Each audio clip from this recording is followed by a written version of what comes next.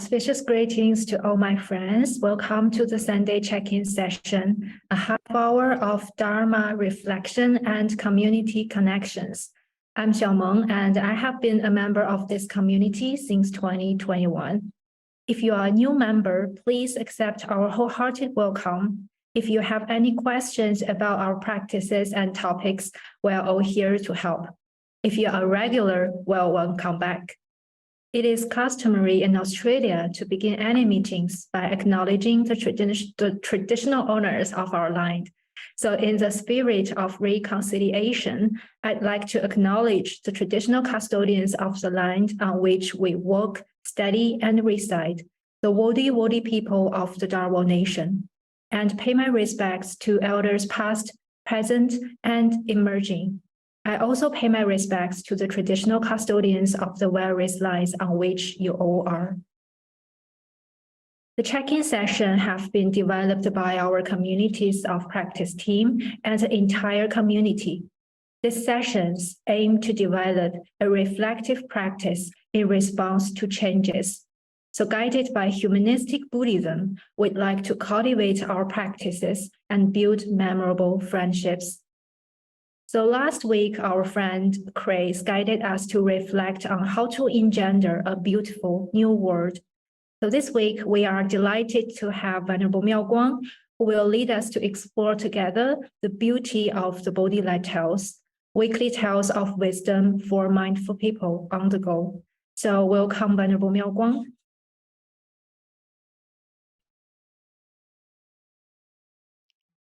Thank you, Xiaomeng. So before I head to the stories, I believe we'll begin with a 3-minute practice of mindfulness. So at this point, I would like to invite you to please join me in, first of all, making sure that you're seated comfortably in your chair with your back gently straightened up, both of your feet on the floor, knees shoulder length apart, and your arms hanging gently off your shoulders with your hands placed on your thighs. As you are well seated in your chair, let us begin.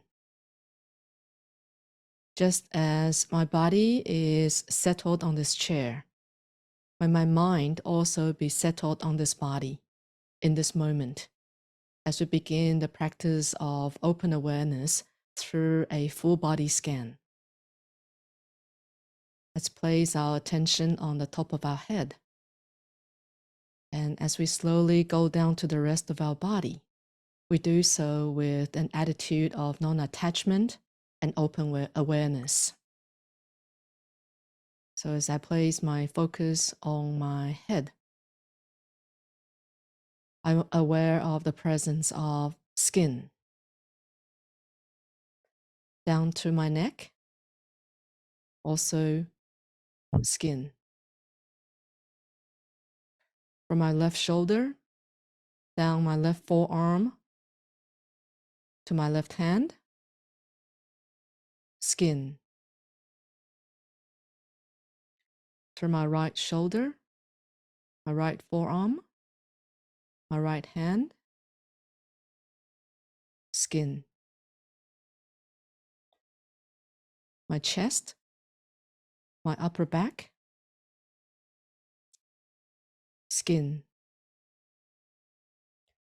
My abdomen, my waist, skin. My pelvis, through to my left thigh, my lower leg, my left foot, skin. My right thigh, right knee, right foot, skin. As I'm aware of the presence of my skin throughout every part of my body, I do so with an attitude of non-attachment, as if I'm a farmer walking through my field with a bag of seeds that has a hole. Once I walk past this land, the seed is sown, but it's behind me. There's nothing to grasp because everything is momentary. I become and develop this awareness of my body under such an attitude of openness and non-attitude, non-attachment. Now I'll do a quick scan from the bottom of my feet back to the top of my skull with the awareness that there is flesh. Bottom of my feet, my legs, flesh. My lower waist, abdomen, flesh. My upper torso, both of my arms, my neck, to the top of my head, flesh. I remain aware of the presence of flesh in every part of my body with a sense of open awareness and non-attachment, just like the farmer walking across the field with a bag of seed that has a hole in it. There's nothing to hold on to, nothing to become attached to. Now let us do one more round from the top of our head down to the bottom of our feet with the awareness of the presence of bones. So my skull, my neck, my arms, my full torso, my pelvis, both of my legs, both of my feet. There's bones. So today, as we learn to establish awareness of the presence of skin, flesh, and bones in every part of my body, I do so with a sense of non-attachment and open awareness. There's nothing to hold on to, nothing to grasp. It's just my coexistence with these parts. I do the same as I observe everything that happens around me. This is my first step to establishing mindfulness with my body as my base.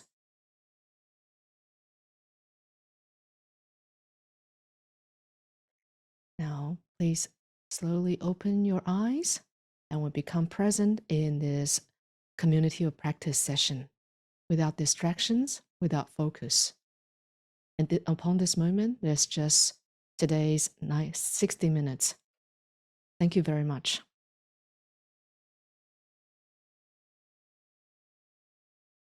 Thank you, Venerable Miao Guang. And next, I would like to invite Venerable Miao Guang to introduce today's Bodhi Light Tales to us. Do you have any slides to be shared? Or Yes, I do. I can stop sharing. Oh, no worries. This is all I would like to share too. Okay. So you do read my mind. You echo my heart. And so thank you for sharing the slide for everyone. And once again, Jixiang and auspicious greetings to everyone present today. Please allow me to begin by saying thank you for having me here. It's indeed a true pleasure and honor to join everyone in Australia. And second of all, thank you for listening to Bodhi Light Tales. I retell these stories on the podcast in honor of my teacher, Venerable Master Xing Yun, who has passed away this year, who told all these stories in his voice out of nothing but one wish, that peace and happiness for the entire world prevail. So my choice of story today is on Bodhi Light Tales, story number 144, Parrots Welcoming the Buddha. I chose this story to follow up on our previous 2 weeks of experience with Professor Lancaster, who had flown all the way to Taiwan from Los Angeles at the age of 92. When he arrived in Foguangshan, he received a huge welcoming. Everyone was ecstatic. Everyone was so happy to see him. And everywhere he went, he said he was being treated like a superstar. But he asked me why. He said he's yet to understand why he received such a treatment. And then he asked the next question. I'm not sure that of anything that I have done in my life, that I'm worth this. So I thought of ways to respond to him, of course, in a positive and encouraging way. Then this story came to mind. So first of all, allow me to share the story about the parrots welcoming the Buddha. Basically, it's about the Buddha and his cohort walking through the forest on their journey of Dharma propagation. And as the day got late, the parrot noticed their presence in the forest. So he flew ahead and gathered the community of all the parrots to present a wonderful welcoming to the Buddha and the Sangha.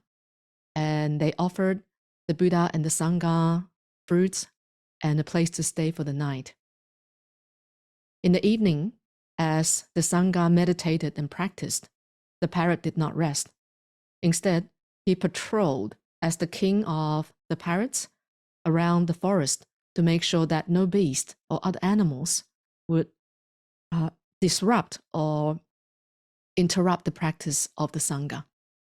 He just guarded the Buddha and the Sangha. That was all he was doing. And on the next day, when they were ready to bid Buddha and everyone else goodbye, the parrot did not stop. Instead, it flew ahead to King Prasanajit, to whom the Buddha and the Sangha was headed toward. Immediately, the parrot gave the king a heads up that the Buddha was coming. And the king was very happy. The king too prepared a feast and a grand welcoming for the Buddha and the Sangha. Then the Buddha was curious. He said, "How come? How did you know I was coming?" So, honestly, the king said, "It was the parrot king who reminded me. Otherwise, I would have overlooked your arrival. So I thanked the parrot." And so because of this, on the next day, the parrot passed away without any illness. And the Buddha, using his supernatural power, reached the parrot and thanked him for all that he had done, and taught the parrot king the Four Noble Truths, which as a result helped the king attain the fruit of arhatship. So this was a small story that came across my mind when Dr. Lancaster asked if he was worth it. And in our minds, of course, he's worth every moment of our life. Every minute of his presence meant so much more to us. For one thing, he brought us a treasure, a wealth of Dharma. And in his presence, we could feel compassion, as displayed by the Buddha as well as the Venerable Master. But most importantly, it was just the moments when we got to share our lives with him. And so although the story was focused on the protection of Dharma, but to me, to do so wasn't difficult. One of the simple ways to protect the Dharma is actually just to share the Dharma and be in the Dharma. Be in the presence of the Dharma and bathe in the joy of the Dharma. That's what the Parrot King did. That's what King Prasanajit did. And so to answer Professor's question, am I worth all of this treatment? And I would say, of course you're worth it. You gave us an opportunity to protect the Dharma that lived through you in all 92 years of your life. And so I appreciated this Bodhi Light story myself. As I go back to it, I felt there is actually so much more that we can do when we share our lives together and offer the gift of life to one another. Just doing that alone, I feel it's enough for us to learn to protect the Dharma. So thank you once again. This is my story to share with everybody, and I look forward to hearing from everyone. Thank you. Thank you, Venerable Guang. You are such a great storyteller, and we believe that you have more about Professor Lancaster to share with us. So before that, we will invite everyone to reflect on the following questions. The first one is, what kind of mindset do I have when serving others? And the second is, how would I feel when others make extra effort to look after me, based on the Bodhi Light Tales that Venerable Miao Guang just shared with us. So now we will be placed in groups of 3 to 4 to share and discuss. In the discussion, we recommend you spend some time getting to know each other and then discuss the following questions. There will be some Zoom notifications to guide you, but feel free to let the flow of your discussions guide you. Our sessions are guided by metta, which is unconditional love and kindness for all sentient beings.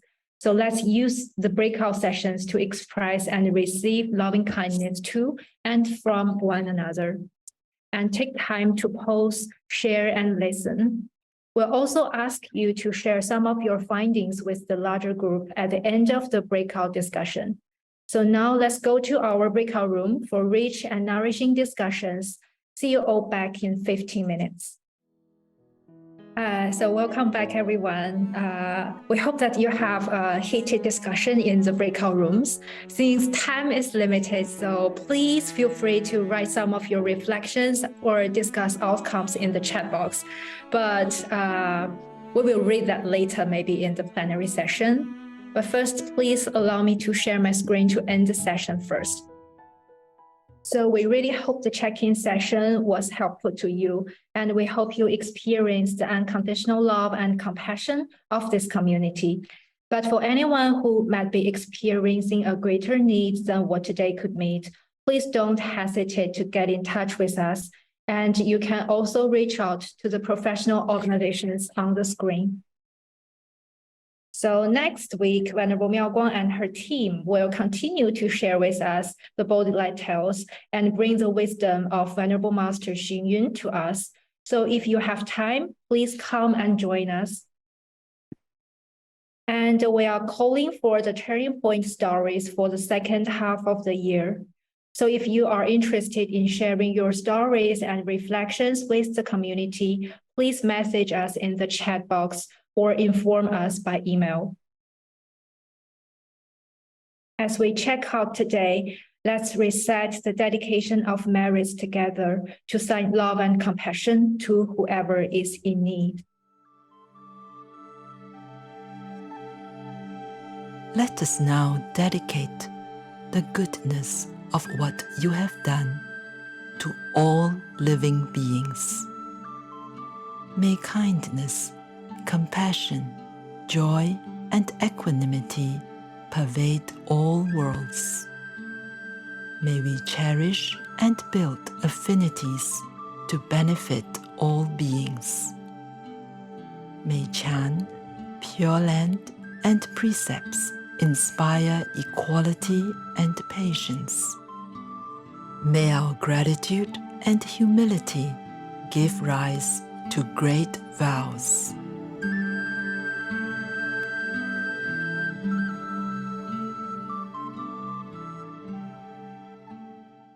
So once again, thank you, Venerable Miao Guang, for your time and generous sharing with us. And thank you, Joy, for being our IT master behind the scenes. And thank you, everyone, for joining us. Now we will have our Euro plenary session. So please stay around if you have time. Otherwise, see you all again next Sunday at 11 a.m.